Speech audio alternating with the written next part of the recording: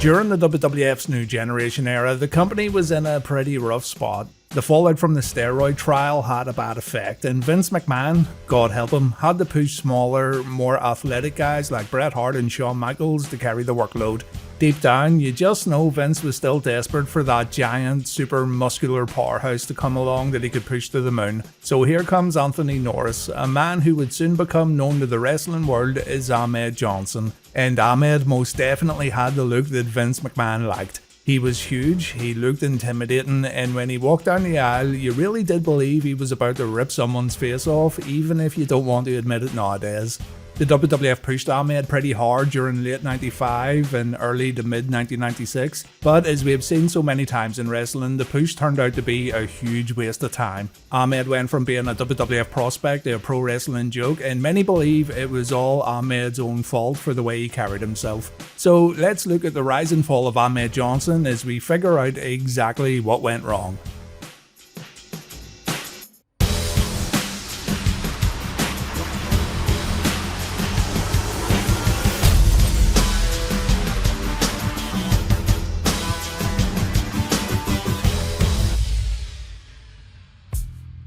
Like many wrestlers, Anthony Norris excelled in sports while attending high school, with the future Ahmed Johnson being particularly fond of football, track and field, and amateur wrestling. According to Norris himself, however, his journey didn't go straight from the high school gridiron to college. Instead, Ahmed claims he joined the army immediately after high school, which sounds pretty reasonable for a guy of his stature.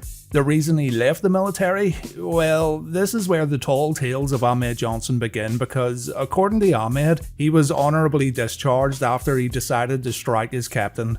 Yeah, he claims he punched his commanding officer right in the mouth because he viewed his captain's orders as, and I quote, kind of cowardly. Look, I don't know about you, but usually if you punch an army captain in the face, I'd like to believe you wouldn't get an honourable discharge and a pat on the back. You're getting sent to a military prison where you spend the next 5 years breaking rocks with a heavy hammer, just like the way they do in the cartoons. But hey, that's the story Ahmed tells, and as we're going to find out throughout this video, Ahmed never let the actual truth get in the way of a spectacular story. After his totally believable military career came to an abrupt end, Ahmed went back to football, playing at the University of Tennessee. He claims he had a brief stint with the Dallas Cowboys, but if you dig through official Dallas Cowboy historical archives, his name doesn't exactly pop up as a franchise legend. Like, I'm not saying he did or didn't, you just won't find any photographic evidence of it or any evidence of it except reports from wrestling websites. More than likely, he was on the practice squad, I think. Football wasn't his true calling, neither was pro wrestling, but sure, he was still going to give it a shot anyway. So in the late 80s, he decided to try his hand at the pro wrestling business by getting trained by some legends of the Texas territory, those being Ivan Putski, Skandor Akbar, and Scott Casey. Ahmed made his professional debut in 1989. In 1993, he was wrestling for the GWF and then NWA Texas. But if you watch footage from those old days, you'll notice he hadn't quite put the pieces together yet. He looked the part for sure, but in the ring, he was all over the place. Still, he caught the eye of the WWF's talent scouts, and by the summer of 1995, Ahmed was part of the WWF. Ahmed Johnson made his official WWF televised debut in late autumn 95, and right from the get-go, he was pushed as a no-nonsense ass-kicker. He got involved in the Wildcard Survivor Series 95 match, where he teamed up with Shawn Michaels, Sid, and the British Bulldog. So that should already tell you a lot about what the WWF thought of their latest acquisition. He wasn't just stuck on the Superstars TV show to have squash matches, although he did do that too. He was also teaming up with some of the company's biggest stars on a major pay-per-view. He then went on to In Your House 5, and his opponent was Nature Boy Buddy Landell, substituting for Dean Douglas because the franchise probably said, "Nah mate, not today I'm afraid." The match lasted exactly 42 seconds, but it wasn't the squash match that anyone remembers. It was maybe the post-match interview with Jerry the King Lawler, and that's assuming anyone remembers this at all. Lawler interviewed Ahmed at ringside. The King had been getting under Ahmed's skin for a few weeks at this point, but it was all a distraction so Jeff Jarrett could sneak up from behind and blindside Ahmed with a framed CD of his latest album. This would begin Ahmed's first major feud in the company, so it was really up to Jeff Jarrett to carry Ahmed in these matches. Before we carry on, let's talk about Ahmed's look for a minute and the overall presentation of Ahmed Johnson because, well, we have to talk about it. Ahmed Johnson was billed as the Pearl River powerhouse from Pearl River, Mississippi, and he had one of the weirdest gear setups in the history of the business. He wore bright red trunks, which, okay, fair enough, not the first guy to wear red trunks, but for some reason, some strange reason known only to Ahmed, he decided to wear 2 pairs of knee pads on his legs, like he had thigh pads. Why does someone need 2 pairs of knee pads? Was he expecting someone to come out from the backstage area with a cricket bat and start hacking away at his legs? Or maybe, just maybe, he knew his own gear was constantly at risk of a terrible wardrobe malfunction because if you watch any Ahmed Johnson match, chances are you'll notice his trunks riding so far up his own arse that viewers at home were getting way more of Ahmed Johnson than they ever hoped for. Then Ahmed had to open his mouth and oh boy, the promos. If there's one thing Ahmed Johnson's remembered for, it's his absolute mastery of the English language, or lack thereof. When Ahmed got behind a live microphone, all logic and sentence structure went completely out the window. He didn't just cut a promo, he screamed, he growled, he panted. We had great fun during reliving the war when he called the DOA faction the Biker Michael Likers. Whatever you want to call them, Biker, Michael Likers, whatever they are. So clearly, Ahmed's words weren't processed through his brain before they came out of his mouth. He tried, or rather the WWF tried, to get a catchphrase over, and I bet most of you won't remember it. The catchphrase was, "You're going down." You're going down! You're going down! You're going down! Thankfully, Ahmed could say this without much issue, seeing as it was only 3 words, but man, he was a real bad promo. He would stand there, sweat dripping, completely blown up before sounding like he was reading a dictionary that he had put through a shredder. But at the same time, it was absolute gold for all the wrong reasons. It didn't matter that you couldn't understand a single word he said because the intensity was so high that you still believed every single word he said.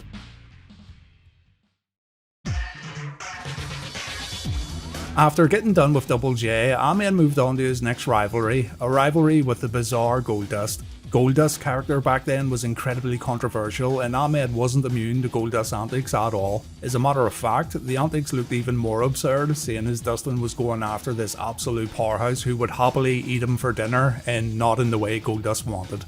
One infamous segment got replayed quite frequently on WWF television, Goldust giving Ahmed Johnson mouth-to-mouth resuscitation on Raw while Ahmed was supposedly unconscious. This of course made Ahmed go completely mental, but come on man, the guy was trying to save your life, show some gratitude.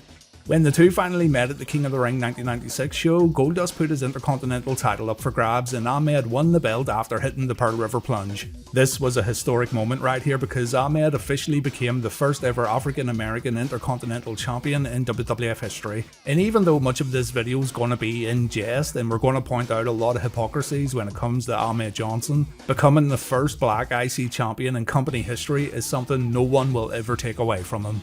At this moment in time, Ahmed was legitimately one of the most popular babyfaces on the WWF roster. He was now rubbing shoulders with the company's top babyface, Shawn Michaels, a lot more on TV, and it seemed almost certain that he was only going to continue going upwards. HBK and Ahmed were booked in a few tag matches. Ahmed then won an 11-man battle royal on the 5th of August 1996 episode of Raw to officially become the #1 contender for the WWF title the night after SummerSlam. So it looked like we were going to get that old classic storyline where HBK takes on one of his buddies in a title match. Thing is, according to Ahmed, Shawn actually didn't want Johnson to get anywhere near the WWF title. Whether you believe Ahmed or not is totally up to you, though I will say evidence suggests that he can be quite fond of blaming everyone else but himself for his own shortcomings. That being said, these were the words that came out of Ahmed Johnson's mouth regarding HBK. This is from the Gregory Irons podcast. In the beginning, I really thought Vince was behind me and going to give me this great push, but as I went on, I found out it wasn't Vince that didn't want to give me the world title, it was other wrestlers like Shawn Michaels. They didn't want to see me push that high. I don't know why, personal reasons. I was green, I'll say that, I was still green and learning, but I think I was ready for the world title shot. Because Shawn had the belt and everything, he basically got to pick who he was going against. He was running the show back then, and he was basically picking who was going against them. From my understanding, what I heard, he didn't think it was time for a black man to be world champion. I didn't hear him say that when I was Intercontinental champion and popping the house everywhere we went. During that very same TV taping where Ahmed won the Battle Royal, he and Shawn Michaels took on the Smoking Guns for the tag team belts, and during the match, a newcomer named Faarooq made his WWF television debut and he attacked Ahmed. In storyline, this attack was meant to set up an Intercontinental title match at SummerSlam, but behind the scenes, tragedy struck. Ahmed was diagnosed with a legitimate severe kidney problem, a ruptured kidney that was bleeding internally. He was rushed to hospital and forced to immediately vacate the Intercontinental Championship, meaning he had missed the SummerSlam card entirely. Quick tidbit for you before moving on. Because that 11-man Battle Royal had been pre-taped before Ahmed's injury was fully diagnosed, the WWF had to use voiceover corrections during the broadcast to claim that Ahmed was competing against strict doctor's orders, when in reality, management hadn't even discovered the kidney issue yet when the cameras were rolling. Just an example of some of the stuff producers had to take care of when taping wrestling shows. Anyway, Ahmed would get sidelined for 4 months, and while the company used Faarooq's attack to explain his absence on screen, the momentum of the Pearl River Powerhouse had now officially stalled. When he finally returned to the locker room, he wasn't just fighting to get his spot back, he was about to enter a backstage environment that was much more hostile than before. When Ahmed returned from his severe kidney injury in late 1996, the WWF tried their best to pick up right where they left off. Problem is, the locker room had changed and people began viewing Ahmed in a different way, according to Ahmed himself. You see, before he got hurt, the boys were willing to overlook a lot of his shortcomings because he was drawing money. But when he came back, his in-ring work went from being a bit green and unpolished to being downright dangerous. This isn't just modern fans looking back with revisionist history, by the way. The people who worked alongside him have spoken out about what it was like to be in the ring with Ahmed Johnson, and most say it was a real hard night's work. Head of Talent Relations Jim Ross talked about all of this extensively on his podcast, stating that Ahmed Johnson was his own worst enemy, that Ahmed simply didn't know how to control, nor did he know his own strength. And maybe most important of all, Ahmed didn't seem to care at all about protecting his opponents. Being Ahmed's size, you gotta be a bit more careful when manhandling guys in the ring, but Ahmed was difficult in the ring and the excuse of just being green wasn't gonna fly anymore, especially when guys were now getting hurt.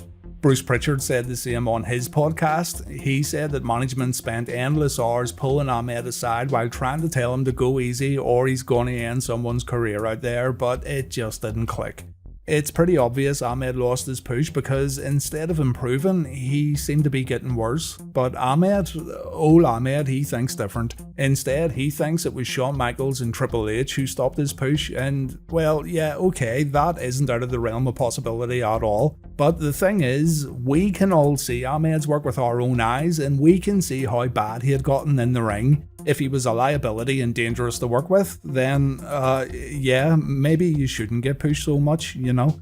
Ahmed's given many interviews over the last 20 years, and if you listen to his side of the story, he claims on multiple occasions that the DX boys and the whole clique who came before them didn't want a dominant black superstar taking their spots at the top of the card. He's even gone as far as to accuse members of the clique of using blatant racial slurs behind his back, and he also said Steve Austin partook in the exact same behaviour.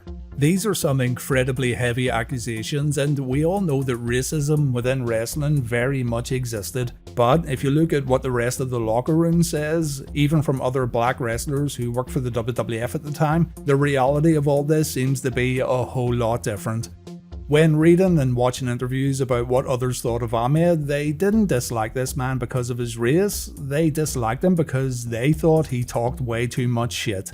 Mark Henry didn't hold back a single bit when Ahmed's name came up during a busted open radio conversation, and Henry stated, and I quote, "Ahmed Johnson was a piece of shit. He would lie when the truth would fit, and anything that he said was to protect Ahmed."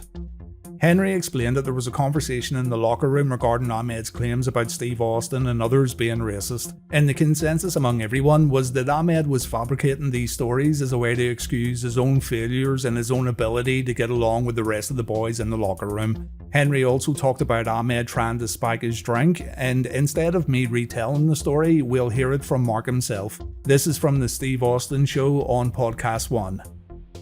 He tried to peel me one night.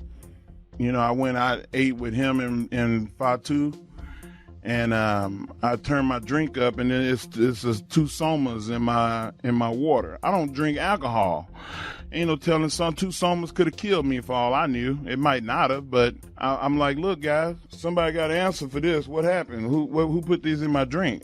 Faarooq said, look, man, I ain't saying nothing about nobody else, but I ain't do it. And it wasn't but 2 of them sitting there.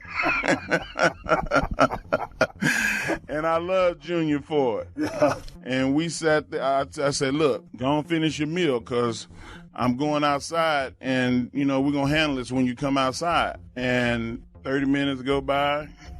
40 minutes go by. I just pulled him and Faarooq's bags out the car, threw them on the curb, and I went on to Miami. We were in West Palm. I'll never forget it. I was so angry. That was about as angry as I ever been in the business. And I never liked Ahmed since. And he never apologized or nothing. Mark was not the only guy who had issues with Ahmed. Ron Simmons, big old Faarooq, truly did not like Ahmed Johnson due to how stiff he worked. Ahmed injured Faarooq during the WrestleMania 13 Chicago street fight, which resulted in Ron going to hospital with a punctured lung and a separated shoulder. And Mark told the story of Simmons coming back, not speaking to a single person in the locker room, and waiting for his return match, which, by some miracle, was against Ahmed Johnson.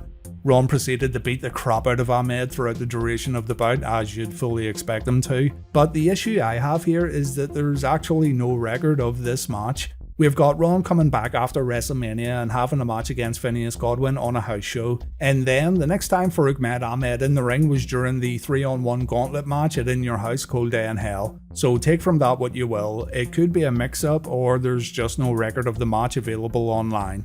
Mark sure did sound convincing when talking about it, but he also said Ahmed kicked Ron so hard that he lacerated his liver, which put Simmons on the bench for 9 months. If we look at Ron's match history, at no point in time was he out of action for this long. So it could be a case of just getting things mixed up, but when you're calling someone out for their bullshit, it's best to have your facts straight. Oh yeah, one more thing regarding Ron Simmons. Those kidney issues Ahmed had back in 1996, he blamed it on Faarooq. He said Ron beat him down too hard when Ron first showed up to the WWF because, according to Ahmed, Ron didn't like the fact that Ahmed Johnson was the IC champion. Do keep in mind that Faarooq had only entered the WWF, so I don't think he would have cared too much about who the champions were, and I also don't think he was very keen on intentionally hurting Vince McMahon's new pet project, so I really can't believe what Ahmed says here. He also explicitly said that he gave Ron his receipt at WrestleMania 13 when interviewed for Title Match Wrestling. He said he hurt Faarooq on purpose and he sent him to the hospital on purpose. So there you go. Clearly these two didn't like each other, though they did patch things up in recent times. There was another incident Ahmed talked about a few times where he went out to his rental car and found a racial slur scratched into the paintwork. Obviously, if that happened the way Ahmed described it, then yeah, that's absolutely vile and totally uncalled for. Nobody confessed, nobody got caught. And years later, Ahmed said a fan saw Steve Austin near his car, and I kid you not, Ahmed heard Steve Austin say the N-word in the Longest Yard movie, and that meant, somehow, Austin was responsible for the car incident. And I don't know who did it. And a fan said that they saw Stone Cold out there by my car. So I don't know if he did it or not. But, I mean, after what I read about him and seen him in that Longest Yard, I would probably say, yeah, much that he's the one who did it. I've always felt he was a little racist or prejudiced. I didn't associate with him. Wasn't a friend of mine. You can now hopefully see why some of the statements he makes comes into question. Austin, of course, said Ahmed was talking nonsense during that same podcast interview we just listened to with Mark Henry, and Mark backed Austin up while saying people can't believe a word that comes out of Ahmed's mouth.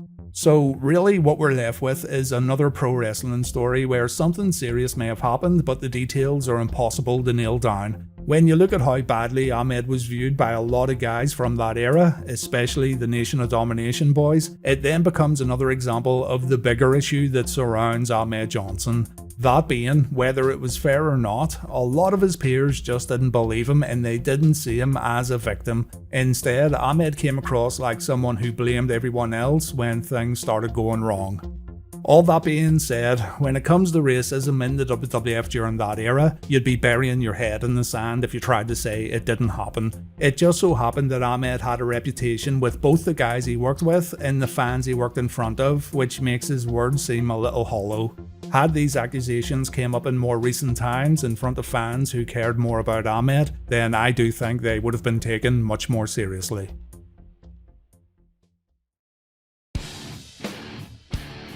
By the summer of 1997, Vince McMahon realised that Ahmed's babyface character had run its course. Fans were starting to catch on that his matches weren't all that good, and on top of this, he clearly had backstage heat.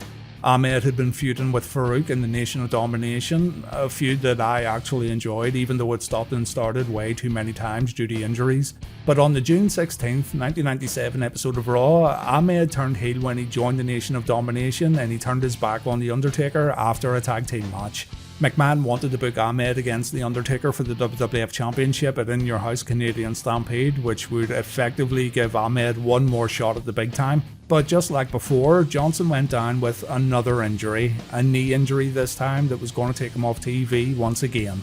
The big man had even more going against him now. He didn't improve in the ring, people didn't like working matches with him, people felt he was a liar backstage, and on top of this, he was now being viewed as injury prone. When Ahmed finally hobbled back to television in the autumn of 1997, he was immediately kicked out of the Nation of Domination. Yeah, he didn't last long at all. Ron Simmons ensured to whip him as hard as he could with his belt right here, and The Godfather talked about this very moment in an interview. He said Simmons never wanted Ahmed in the group to begin with, and he intentionally whipped him as hard as he could when it was time for Ahmed to go. And so it was pretty much all over for Ahmed Johnson. Rocky Maivia would take his place in the Nation, and we all know how that turned out. Ahmed rode it out for another few months before Vince McMahon realised his dream of a new, big, muscular powerhouse was now officially dead. So after appearing at No Way Out of Texas in 1998 to team up with Ken Shamrock in the DOA to defeat the Nation, Ahmed would walk away from the WWF forever. Depending on who you talk to or who you believe, the reasons behind Ahmed leaving WWF in early 98 vary quite a bit.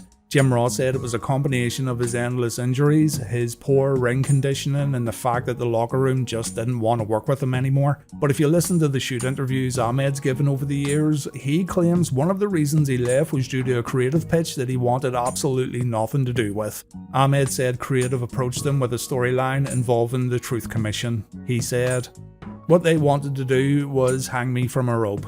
Yes, you know how lynching's a very sore subject for black people? They wanted to hang me from a rope. That just wasn't going to happen with me, brother. I'll do any other angle, but with a rope, no." Ahmed's sister was also dying of cancer, and he didn't want her spending her final few moments on Earth watching her brother in such a violent angle on TV. So that's why he walked away from the WWF, according to Ahmed, of course. JR denied all of this, by the way. He said the Truth Commission thing was never seriously planned, but Ahmed says otherwise. You know, before you make your decisions, you really gotta stop and think about it. You really wouldn't put it past the WWF to do something like this. We can't say what was really pitched because what we have here are two sides to a story which are both hard to believe, so what we're left with is a few difficult assumptions. Ahmed bringing up the Truth Commission thing's hard to believe due to his perceived track record of being a liar, and the WWF's hard to believe because we all know they'd have no issues doing something like this on TV. They never were that good at reading the room when it came to sensitive issues like this. But, moving on, by late 1999, WCW came calling. They decided to sign Ahmed Johnson and they put him in a major storyline with Booker T and Stevie Ray. now repackaged as Big T. The plan was to form a new version of the legendary tag team Harlem Heat while renaming this new team as Harlem Heat 2000. Very original. When Big T showed up on WCW TV, fans were absolutely stunned. The once chiseled Pearl River powerhouse was completely gone, and in his place was a man who had put on at least 80 pounds of pure excess weight. Ahmed was visually bloated, he was slow, he was already limited in the ring, but now he was somehow even worse. It was like this man didn't know how to improve. He didn't know the meaning of the word improve. WCW did him absolutely no favours at all when they booked Harlem Heat 2000 into a legal battle with Booker T. Big T and Stevie Ray were fighting Booker T for the exclusive rights to the Harlem Heat name, and hilariously, even the rights to the letter T itself. At the Super Brawl 2000 show, Big T actually defeated Booker T after a distraction, and so he won the rights to the legendary team name and the letter T. Congratulations. Ahmed's stamina, however, was completely shot. He was blowing up inside the ring within seconds, and that's not an exaggeration either. His dangerous work that plagued him in the WWF was also making guys on the WCW roster panic every time they had to work with him. So after a few forgettable matches, WCW realised they had signed a complete dud. They quietly released him from his contract, and just like that, Ahmed's run in WCW was over. Terrible, terrible stuff. Booker T, by the way, also spoke negatively about Ahmed, almost completely echoing Mark Henry's sentiments by calling Ahmed a notorious liar and also refusing to even acknowledge him when passing him through public airports.